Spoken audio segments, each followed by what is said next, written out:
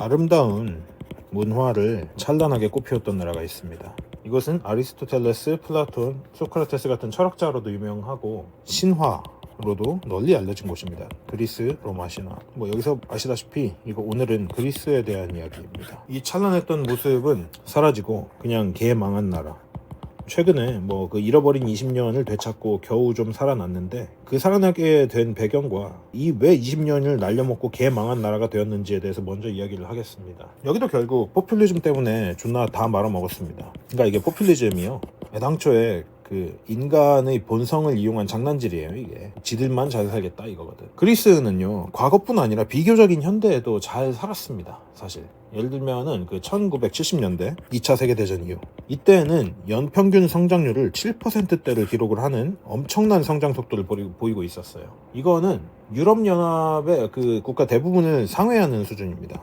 즉 그 성장률이 굉장히 높았다는 거거든요. 주력 산업은 그 제조업과 해운 산업이었고요. 왜냐면 이제 이 해운 산업은 특히 이제 지중해를 끼고 있지 않습니까? 그런데 문제는 이제 그 1970년대부터 1981년이 되기까지 이때 이제 문제가 일어나기 시작합니다. 1981년 그리스의 사회당이 집권을 하게 됩니다. 자, 이들이 이제 내세웠던 거는요, 그 최저임금 인상.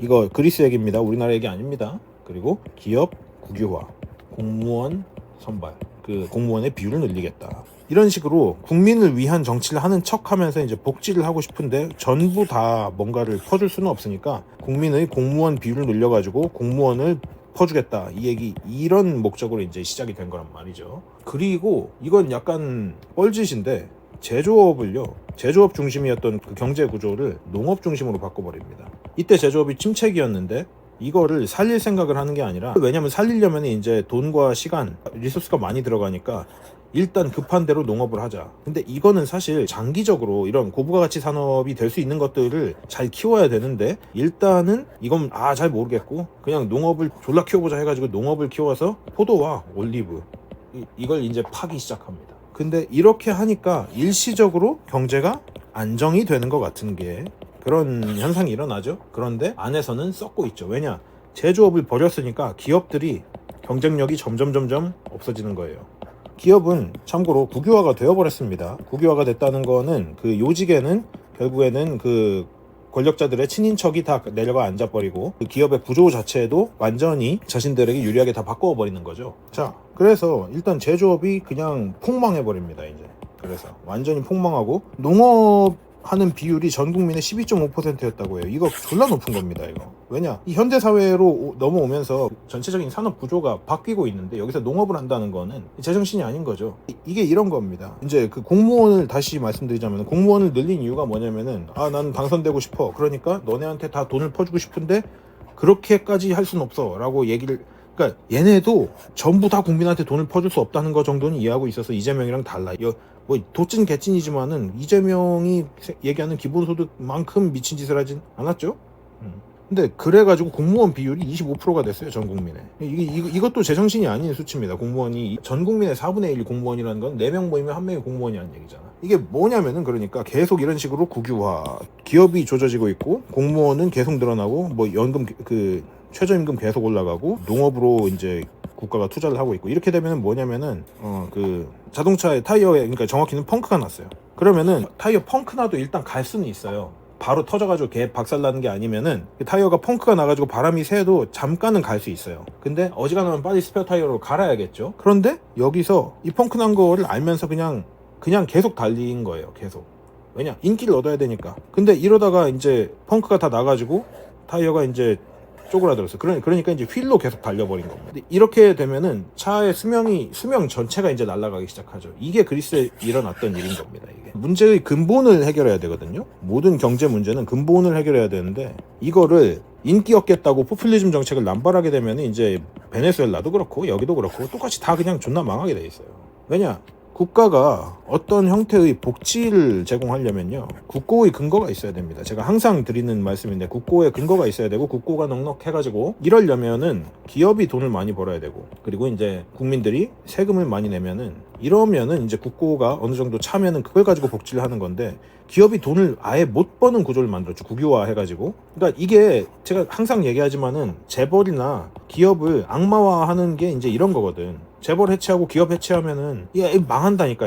이래서 망하는 건데 이걸 아직도 못 알아들어. 왜? 근데 이게 순리라고. 이게 순리예요. 이게 안 되면은 이제 망하는 거예요. 그리스 어떻게 됐어요? 이걸 아셔야 돼요. 어떤 기업이 국유화가 되잖아요. 그러면은 일단 투자자들이 다 빠집니다. 일시에 다 빠져나갑니다. 왜냐? 국유화 되면은 부패하고 썩고 경쟁력 떨어지고 기술 망하는 거가 무조건 정해져 있는 거예요. 안 그럴 수도 있지 않냐, 이런 거 없어요. 이거는 그냥 인간이 기업을 운영하기 때문에 그럴 수가 없습니다. 그래서 기업이 국유화돼가지고 기업이 돈도 못 벌어. 거기다가 세금도 잘 거칠 리가 없지. 이게 지금 여기서 뭐 농사 지어가지고 세금 거둘 거냐? 근데 국민들은 정부가 돈을 도대체 어디서 갖고 와가지고 이러지? 근데 모르지만은 일단 당장 내 앞에 돈이 떨어지고 있으니까 일단은 열광한다고. 이렇게 되면은 똑같은 거야. 베네수엘라에서 일어났던 일이랑 똑같은 거고, 우리나라에서도 지금 일어나고 있는 일이죠. 그래서 이렇게 경제가 존나 개망해가고 있는데 그걸 그냥 눈을 감아버린 거죠. 아, 모르겠다. 근데 어디서 돈이 났네? 뭐 알아서 하겠지 하고 1990년대에 접어듭니다. 이제 이때부터 이제 문제가 막 생기기 시작했겠지. 일단 부패했고 기업이 망했고 국가 부채가 미친 듯이 늘어나고, 이렇게 하면서 그리스가 망하기 시작합니다. 그리스 정부는 이때부터 이제 그 그리스의 기업을 갖다가 팔려고 해요. 팔아서 돈을 마련하려고 하는데, 문제는요, 이 기업이 이미 다 존나 망했고 투자자도 이제 안 붙는데, 그리고 거기 오직에는 다 병신들만 앉아있는데 이걸 누가 사가요? 이거 안 팔리지. 이게 남의 얘기 같죠? 무조건 이렇게 됩니다. 그 기업 국유화되고 재벌 해체하고 이지랄 하면은 무조건 이렇게 돼요. 이게 뭐냐면은, 여러분이 손에다가 그 펄펄 끓는 기름을 부었다고 쳐봅시다. 그러면은 만에 하나 화상을 입지 않을 수도 있지 않느냐라고 물어보는 거랑 똑같은 거예요. 이건 인과관계가 너무 명확한 겁니다. 똑같은 겁니다. 여러분, 이 또 뭐냐면은, 지금 육안으로 보기에도 흔들 거리고 있는 건물에 들어가서 하룻밤 자고 나오겠다. 자고 나올 사람이 있어요? 왜냐? 모르잖아. 안 무너질지도 모르잖아. 그럼 자고 나올 수도 있지 라고 말하는 거랑 똑같은 거라고, 이거는. 그러니까 이재명이 얘기한 대로 재벌 해체하고 뭐 기업을 뭐 악마화 해가지고 기업을 다 박살내야 된다. 문재인이 삼성 없애려고 했잖아. 그리고 그거 참고로 중국 공산당에서 시킨 겁니다. 그거. 이거 미국에 있는 중국 공산당원들은 다 알고 있어요. 문재인 시켜가지고 삼성 없애려고 했던 거 다 알고 있어요. 그러니까 우리나라만 모르는 거야. 그게 왜 그랬는지. 왜냐면 삼성을 해체하면 우리나라는 존나 빠르게 망할 거거든. 근데 이제 이때 그리스가 유로존이라는 걸 가입하게 됩니다. 이게 뭐냐면은 1998년에 EU 회원국들이 모여서 만든 이제 국가들의 모임인데, 1999년부터 공식 유로화를 도입했습니다. 그리고 2002년부터 자국 화폐 대신 유로화를 사용하기 시작했죠. 이거는 굉장히 강력하고 거대한 경제 인프라거든요. 그래서 이 집단에 속해 있는 것 자체가 굉장히 큰 이득을 가질 수 있습니다. 경제적인 이득입니다. 예를 들면은 그리스가 엄청나게 낮은 이율로 급한 돈을 빌려올 수 있는 그런 혜택이 있었어요. 근데 이제 문제가 뭐냐면은, 여기서 얘네가 돈을 끌어다가 그럼 어떻게 했어야 됐겠어요? 제가 앞에서 얘기한 타이어 펑크난 자동차, 그러면 여기서 돈을 빌렸으면 뭐 해야 되겠어? 타이어 갈아야지. 그리고 휠이 망가졌으면 휠을 또 갈았어야겠죠. 그리고 체크를 받았어야겠죠. 왜냐, 박살난 휠 가지고 그냥 달렸으면 이제 얼라이먼트가 틀어졌을 거고, 그 이외에도 어떤 문제가 있나 체크를 받아가지고 그걸 먼저 보강을 했어야 되는데, 이 그리스는요, 이 돈을 끌어다가 기름을 존나 고급유를 쳐 넣어버립니다. 지금 뭐냐, 이걸로 복지를 때려버린 거예요. 나라 빚을 갚거나 이런 기업을 키우거나 투자하거나, 아니면은 뭐 나라 빚을 해결할 수 있는 여러 가지 대책을 강구한 게 아니고 복지에다가 그냥 돈을 다 퍼부어버립니다. 왜냐, 인기 얻어야 되니까. 국민들이 자기들 좋아해야지 장기 집권을 할 수 있잖아요. 그러니까 얘네는 애당초에 나라가 어떻게 되든 말든 이게 문제가 아니라 장기 집권하는 게 목표였다고. 왜냐면은 지들 배는 계속 불릴 수 있거든, 장기 집권하면은. 나라가 망하든 말든. 근데 이렇게 되고 나서 이제 국민들은 일단 뭐 제조업도 망했겠다, 농업도 이제 영 시원치 않다. 그러니까 뭘 시작하냐면은, 국민들이 갑자기 은행에서 돈을 존나 빌려가지고 이걸 가지고 관광업에 너도나도 다 뛰어들어 버립니다. 그럴 수 있죠. 왜냐, 고대 문물하고 유적이나 뭐 이쁜 바다 같은 게 있잖아요. 그러니까 그걸 가지고 관광업을 시작했어요. 이유는 금리가 낮잖아. 그러니까 사업을 그냥 남발을 해버린 겁니다. 관광업 사업. 자, 이렇게 되면 무슨 일이 일어나는지 알려드리겠습니다. 자, 보세요. 금리가 낮아가지고 사업을 이제 남발했다고 했죠. 그러면은 그렇게 되니까 일단은 관광지에 건물이 이제 엄청 들어섰겠지. 그렇죠? 일단 근데 건물을 지어놨어. 그러면은 건물주가 또 뭘 하겠어요? 건물주는 그 건물을 가지고 또 담보대출을 받겠지. 그래서 또 해. 또 건물 올려. 이걸 이제 반복하는 겁니다. 이 사이클을. 그렇게 하면 어떻게 되겠어요? 거품이 엄청 끼는 거예요. 부동산에. 엄청나게. 왜냐? 너도 나도 하고 있으니까. 땅값도 미친 듯이 오르겠지. 왜냐? 잘 되고 있는 것 같거든. 겉으로 보면은 엄청 잘 돌아가는 것 같다는 착각에 빠져요. 근데 이게 왜 그러냐면은 외부에서 투자가 들어오고 외부에서 수익이 나야 되는데 그게 아니고 그냥 지들끼리 안에서 계속 사이클을 돌려버린 거야. 왜냐? 어쨌든 EU에서 돈을 끌어왔으니까 그걸 가지고 은행이 풀 수가 있는 돈이 생긴 거잖아. 그러니까 이게 문제라는 겁니다. 이게. 금리를 낮게 해가지고 이제 대출을 땡겨버리면 이런 일이 발생한다는 거지. 그래서 표면적으로는 이제 자금이 잘 돌고 있는 것 같아 보였겠지만은 겉으로는. 근데 그래서 겉으로는 그리스가 부자처럼 보여도 이제 속은 다 망하다 못해 이제 그 썩어가지고 비기 시작한 거죠. 그러니까 아까 얘기한 대로 정치인들은요, 얘네가 이제 부패한 정치인들이잖아요. 부패 정치인들은 이 문제를 해결할 생각이 없어요. 지금 이렇게 되면은 그게 문제가 아니고 자기들 집권에만 눈이 멀어 있다고. 그러니까 이걸 그 저금리로 해가지고 계속 퍼준 거야. 국민들한테. 국민들은 처음에 좋지 저금리로 나도 사업한다 이 지랄을 하고 있는 거지. 지금 여유로우니까 일단 정부를 지지하게 되고 상황은 이제 안에서부터 다 썩어가고 있는데 당장 무너질 것 같은 그리스가 어쨌든 뭐 한 1년 뭐 한 달 연명을 해 가다가 이제 무슨 일이 발생합니까? 2008년에 서브프라임 모기지 사태가 발생합니다. 이거를 한국에 있는 사람들은 이걸 잘 모르고 그냥 넘어가는데 이걸 어떻게 막았냐면은 이거 이명박 대통령이 졸라 대비를 잘해가지고 이거 그냥 우리나라는 사실 그렇게 체감을 안 하고 그냥 잘 넘어갔습니다. 근데 이거 아마 사람들이 모를 겁니다. 이것도 나중에 얘기를 한번 해보도록 하겠습니다. 이게 왜 일어났냐면은요. 그 2000년대 초반에 미국이 그 경기가 또 안 좋아져가지고 금리를 엄청 줄여놨어요. 그러니까 대출이 원활해지니까 엄청나게 빨리 회복을 했겠죠? 회복을 했는데 결국에는 또 얘네도 부동산을 또 사는 거지. 그러고 또 대출. 이걸 계속 또 반복을 해버린 거야. 그러니까 여기는 이제 관광산업을 한 건 아니지만은 뭐 부동산을 사가지고 가지고 있고 또 그걸 담보로 또 대출을 하고 이걸 계속 반복한 거야. 그러니까 부동산 가격이 올랐겠지 또. 근데 이러다가 이제 저금리 정책을 미국이 종료한 거예요. 끝낸 거예요. 그러니까 부동산 거품이 하루아침에 꺼집니다. 이거 금리 낮아지면은 왜 그 부동산 가격이 오르냐라고 하시는 분들이 있을 수 있는데 그 주식 가격이 올라가는 거랑 똑같은 원리거든요. 그러니까 무언가의 가격이 오르는 원리는 그게 인기가 많아졌기 때문이에요. 그것의 그 수량은 정해져 있는데 수요가 오를 때 일어나는 일이에요. 이거 뭐 공급 수요랑 똑같은 겁니다. 간단한 원리잖아요. 수요가 올라가면은 가격이 오른다. 공급이 한정되어 있을 때. 예를 들면은 부동산이 수익률이 5% 정도라고 합시다. 근데 금리가 뭐 예를 들어서 뭐 은행 이자가 한 10%야. 그럼 이거 이제 그 100% 완벽한 설명은 아닐 수 있는데 그냥 개념적으로만 이해를 해보세요. 그러면은 누가 이거 해? 다 이거 하지. 그죠? 근데 만약에 금리가 낮아져가지고 1%가 됐어. 그러면 이게 훨씬 낫잖아. 그러면 여기가 미친 듯이 이제 인기가 높아지는 거죠. 근데 예를 들어서 이게 양쪽에서 다 일어나는 일인데 5% 금리라고 하면요. 월 200만 원씩 상환하는 조건으로 3억 원을 대출할 수 있다고 칩시다. 근데 금리가 2%로 내려가면은 똑같은 월 200만 상환으로 4억을 대출할 수 있어요. 그러니까 부동산 가격이 올라가도 또 구매가 된다고. 그러니까 이게 양쪽에서 계속 이게 시너지가 나는 거예요. 그래서 부동산 가격이 올라가는 겁니다. 근데 이게 너무 심해지면 이제 거품이 끼지. 그게 버블이 꺼지니까 이제 난리가 난 거죠.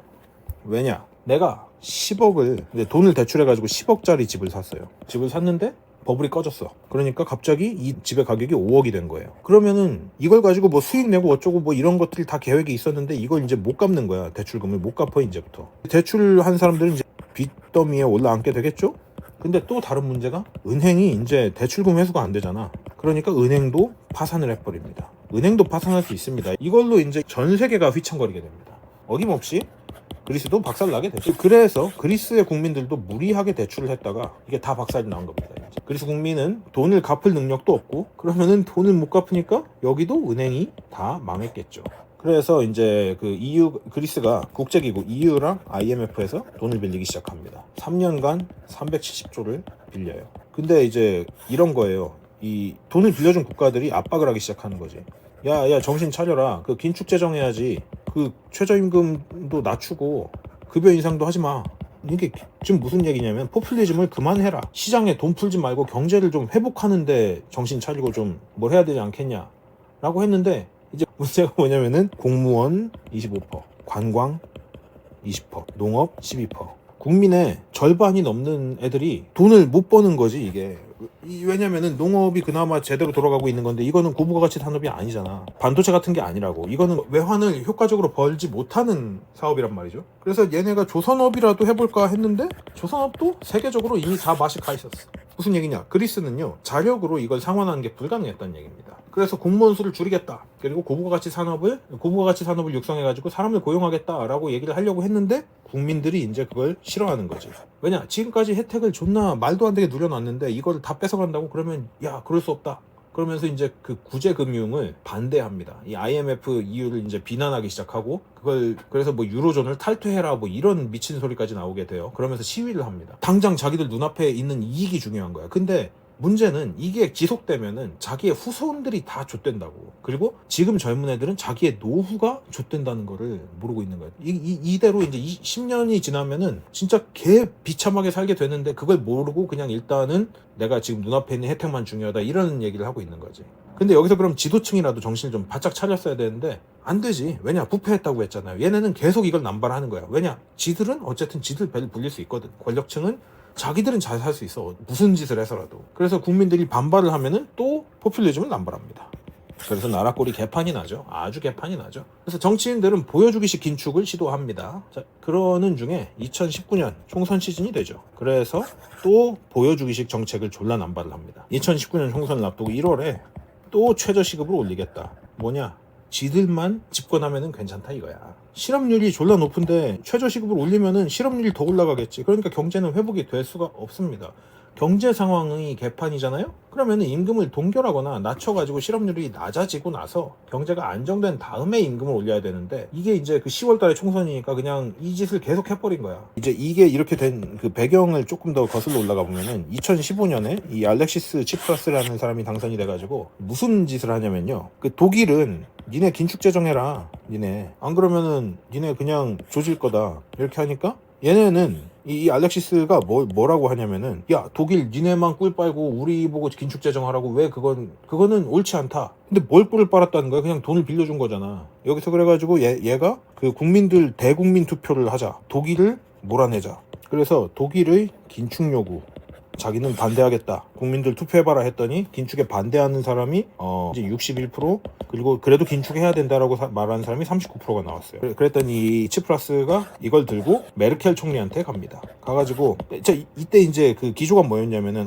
역시 치프라스는 우리 그리스 국민의 영웅이다. 우리를 독일로부터 구원할 거다. 이 지랄을 해가지고 얘가 이제 이걸 들고 날아갑니다. 그래서 하는 얘기가 메르켈한테 가가지고 야 우리 국민들이 이렇게 얘기한다. 그러니까 니네 긴축재정 철회해라.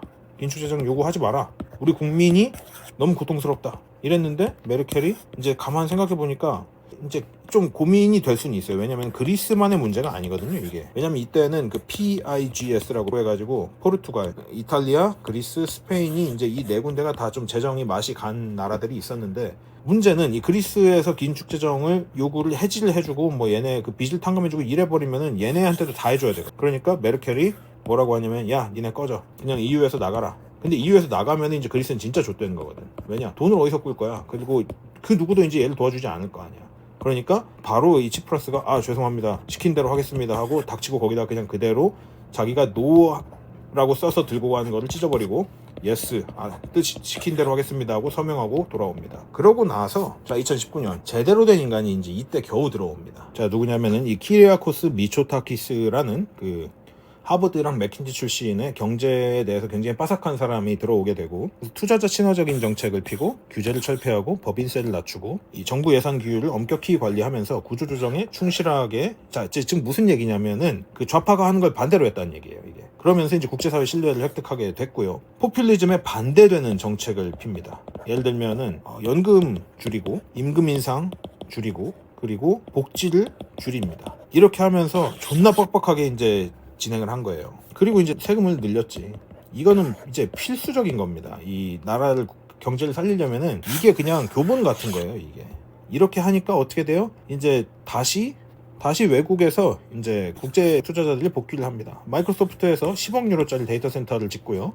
화이자가 6억 5천만 유로짜리 연구 허브를 건설하게 됩니다. 이렇게 하면서 이제 겨우겨우 조금씩 회복을 하는데 문제는 이게 이제 그 경제가 성장을 이렇게 하다가 이렇게 갔다가 이제 이렇게 된 거거든요. 이 기간이 20년입니다. 이렇게 계삽질하면서 날려먹은 기간이 20년이야. 이 기간 동안 그리스는 정말 처참했습니다. 다행히 이제 베네수엘라 꼴은 나지 않았지만은 이거를 한번 이렇게 나라를 말아먹는 애들이 집권을 하면요, 걔네가 그 자리를 유지하기 위해서 별짓을 다 한단 말이죠. 그리고 그거를 국민들은 속을 수밖에 없어요. 왜냐? 무지하니까. 지금 우리나라에 일어나고 있는 일조차도 모르는데 이걸 이렇게 됐을 때 어디서 돈 떨어지면은 또 해하고 받아먹기는 하겠지. 근데 그렇게 되면 이렇게 된다고. 왜냐면은 권력층은요, 지들이 그냥 집권하는 게 목적이에요. 왜냐? 지들은 계속 존나 개꿀 빨 수 있거든. 근데 그 개꿀을 빨면서 나라를 거덜낸다고요. 이게 이재명 복진이 뭐니, 이런 그 문재인 그 최저임금 인상이니 뭐니, 이런 게 그냥 나온 게 아니에요. 이런 배경이 있는 겁니다. 이게 다. 그러니까 결과적으로 포퓰리즘을 피는 정당이 절대로 그 나라에 집권하게 둬서는 안 된다는 거예요. 이게 앞에 얘기한 거랑 똑같잖아요. 베네수엘라도 포퓰리즘 때문에 망했죠. 그리스도 포퓰리즘 때문에 망했죠. 포퓰리즘에 반대하는 거를 폈더니 살아난 거잖아. 근데 여러분, 이게 존나 어려워요. 그리스는 운이 정말 좋았던 겁니다. 만약에 걔네가 정말로 중국하고 손잡고 공산당 선언해버렸죠? 그 그리스는 새로 누가 와가지고 그 반대되는 정책을 펴가지고 망정이지, 중국은 그거 못해요. 그렇게 되면 끌려가가지고 죽어요. 그리고 투표를 다 조작해버리지. 여러분, 중국도 투표 있습니다. 북한도 투표 있어요. 근데 공개 투표예요. 예스 노냐. 그리고 노 하면 이제 끌려가가지고 장기 적출당하고. 우리나라가 북한하고 중국 바로 옆에 붙어 있잖아. 존나 가깝잖아. 거기에 지배당하게 되면은 여러분, 우리나라는 절대 뒤집을 수가 없어요. 그러면은 이게 두 번째 6.25가 일어나는 거나 마찬가지, 지는 거예요. 이건 지금도 이미 6.25가 일어나고 있는 거거든요. 소리 없는 체제 전쟁입니다. 지금은 총칼이 없어도 이미 더 심각한 형태로 우리나라가 지금 좆되고 있다고. 이거를 모르면 안 돼요. 지금 정신 바짝 차려야 됩니다. 이대로 두고 있잖아요. 여러분, 지금 당장 이재명이 돈 퍼주고 뭐 어디서 최저임금 올리고 이러면 좋을 것 같지? 아니야. 조금 더 가잖아요. 여러분 전체의 삶이 통제당하기 시작하면은 여러분 아무것도 못해요. 본인이 능력이 있어도 돈을 더 벌고 일을 더 해가지고 좀 더 나은 삶을 살고 싶어도 그런 일이 없다고. 근데 더 나은 삶을 살고 싶어하는 사람이 없을 수도 있어. 근데 더 큰 문제가 뭐냐면은 지금 빈곤층이 극빈층이 된다니까. 왜냐? 나라가 공산화 되잖아요. 일단 능력 있는 사람들은 그 나라를 다 떠버립니다. 왜냐? 우리나라는 처음부터 공산주의가 아니었거든. 자유민주주의 사회에 살다가 공산주의화가 되는 것 같으면은 도망가지. 당연히 다 도망가 버리지. 미쳤냐고, 그걸 남아있게. 근데 그렇게 되잖아요. 그러면 세금을 거둘 데가 없어. 그러면은 지금 니네 그냥 미래 없이 사는 애들, 니네 이제 쥐어짜이는 거야. 니네가 바로 노동력이 돼버리는 거야. 니네는 이제 회사에서 돈 벌면은 이 너무 과하다 들릴 수도 있는데 그냥 식량으로 받게 돼. 니네 좀 있으면은. 니네 해외여행이니 뭐 오마카세니 이런 거 할 수 있을 것 같냐? 먹고 사는 게 급급한 식으로 그냥 니네한테 배급이 나올 텐데 어쩌려고 그러냐 도대체. 답답합니다. 일단은 오늘 영상 여기까지이고요. 베네수엘라 영상이랑 같이 좀 이런 영상들을 공유를 좀 해주셨으면 좋겠습니다. 이게 어떤 형태로든 일단 목소리가 한 번이라도 닿아야 돼요. 그러기 위해서는 사실 저는 제 채널을 엄청나게 빨리 키워야 된다 이런 생각은 전혀 없이 이 유튜브를 시작을 했는데, 지금은 좀 키워가지고 이 목소리가 여러 군데 닿게 만들어야 된다고 생각이 좀 바뀌었습니다. 그래서 앞으로 좀 다른 기조로 운영을 하게 될 것 같아서 좀 더 많이 집중을 할 거예요. 그러니까 여러분이 좀 도와주셔야 됩니다. 지금은 제가 혼자서 할 수 있는 게 아닌 것 같습니다. 어찌됐건 영상이 마음에 드셨다면 구독과 좋아요, 알람 설정 부탁드리고요. 저는 다음 시간에 좀 더 좋은 영상으로 찾아오도록 하겠습니다. 감사합니다.